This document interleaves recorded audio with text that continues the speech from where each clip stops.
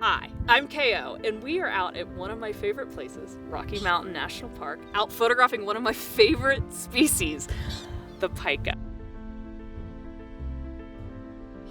Oh, I heard an eep. It's there! Do you see? Yes, they eat. Back when I moved to Colorado in 2020, I was looking for stories of everyday people making a difference. I came across a group of volunteers that hiked to high elevation to help protect pikas. I'm like, what is a pika? I ended up following this story and falling in love with pikas and seeing just how much of a difference volunteers from Colorado and beyond are helping protect these species. I ended up getting the story published online for National Geographic. I also ended up with a photo of the year, really excited about that. And it was nice to be able to amplify how amazing pikas are and celebrate these everyday heroes. I ended up working with a lot of pika scientists throughout the state. I ended up making a video for the Pika Patrol, which is a Pika app where you can record your sightings and help pika scientists monitor pikas all across the world. Check it out, link is below.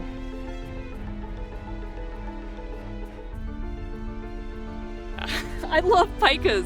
They are these little rabbit relatives that run around and gather plants and flowers.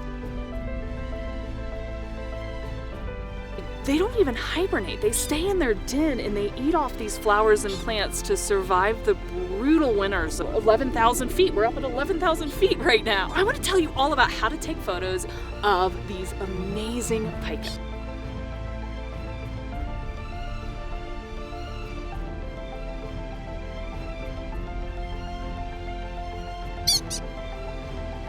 One of the things about this area at Rock Cut is the pikas are used to people because of all the traffic that comes and goes. There are a lot of cars, a lot of people here. So I found that it's a great place where you can take photos, you stay up by the cars, you're not disturbing, you're not walking in the habitat. During the winter, the pikas will hide into their little homes with their flowers and forbs and eat off of those until the snow melts. When the snow melts, they're out hanging, gathering for the very next winter.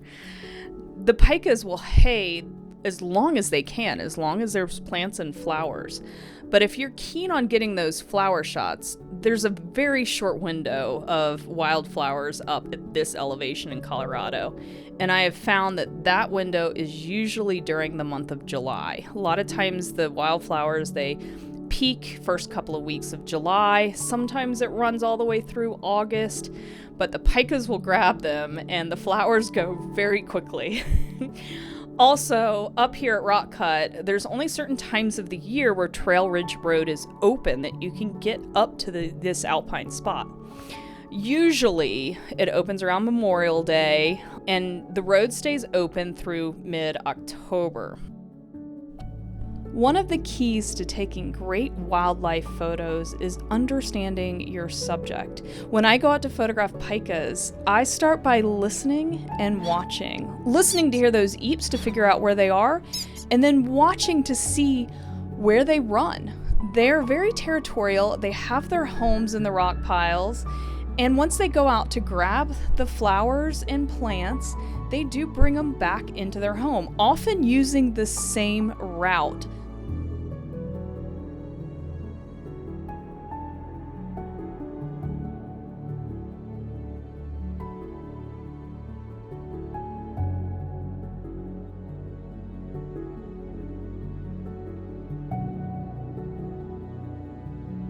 I have my Nikon Z9, I have my 800mm lens, I also have my 6.3 in the car because slow motion at 240 frames per second of pikas is so much fun.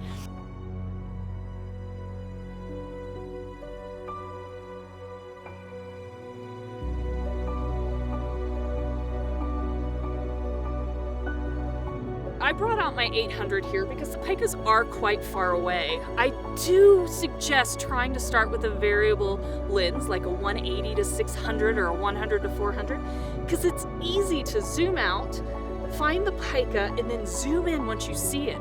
It is a very easy way to start your pika photography. Starting with a lens like 800 is a little more challenging, but you do get that really tight shot, and I love tight shots.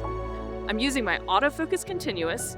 I'm using wide area large for my autofocus area mode. And I am using my subject detect on the animals. I do keep my focus tracking with lock on, and I move it from steady to erratic. Because your focus tracking with lock on, what it's telling the camera is how fast you want it to reacquire focus if it thinks there's something else to focus on. I have that set on 5, and here's a situation where instead of using steady, the pikas have erratic movement. I move my focus tracking to lock on to erratic. For my release mode, I'm moving my camera to 20 photos per second. These pikas are fast, and you need to be able to get every moment of them leaping with flowers.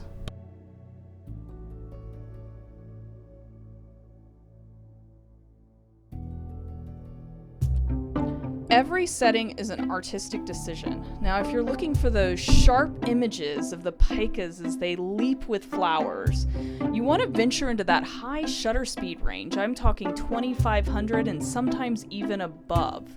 Now, if the light's not there, occasionally I'll move down to 1600 or 2000, but 2500 is really my safe shutter speed to get those tack sharp images of these pikas as they run throughout the tundra.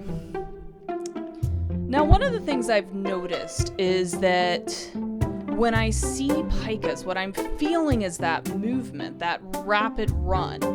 So what if you want to slow down your shutter speed to capture the movement? I've been playing with panning pika shots to kind of bring out that crazy speed. Now, this has been a journey, and I have failed for years, but I will say this year I finally have panning shots that I love. I think with my pans I was trying too slow, and my panning skills of locking and moving with my subject needed a lot of help. But over the years I find that I finally got shots that I love, and I find that the sweet spot is around 1/15 of a second.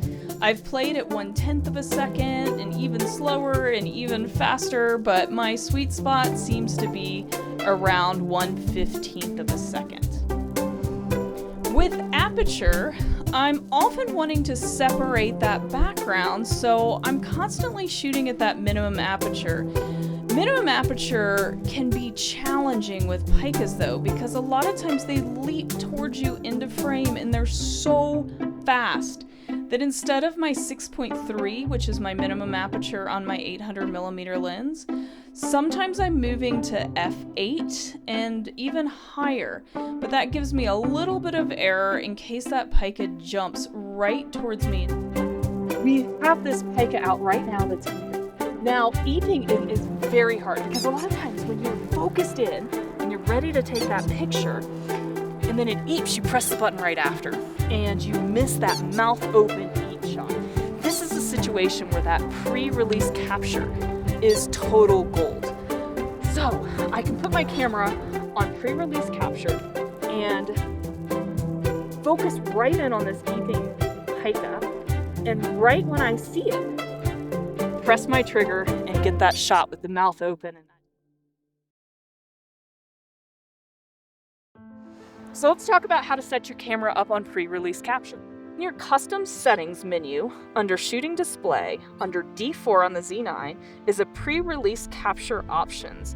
And you want to turn your burst on. I like turning it on for that full second. You can do half a second, but I like going for the full second.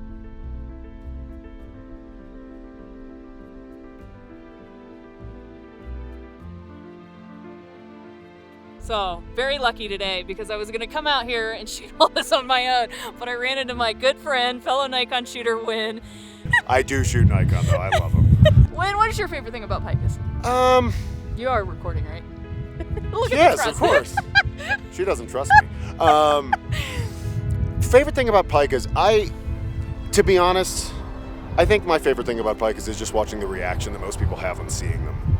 Yes. You know, there's a majestic quality to a lot of animals, especially big ones, and that's a wonderful thing, and it has its place.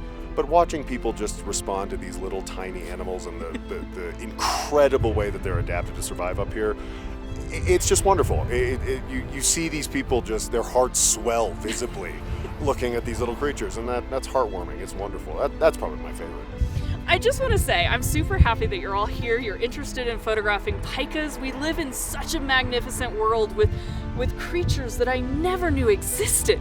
I never knew that there was a little rabbit relative that carried flowers around that would just totally steal my heart. And I am just grateful that we're out here. I'm grateful for your listening, and I would love to see what pika photos you produce, and let's celebrate this amazing planet together.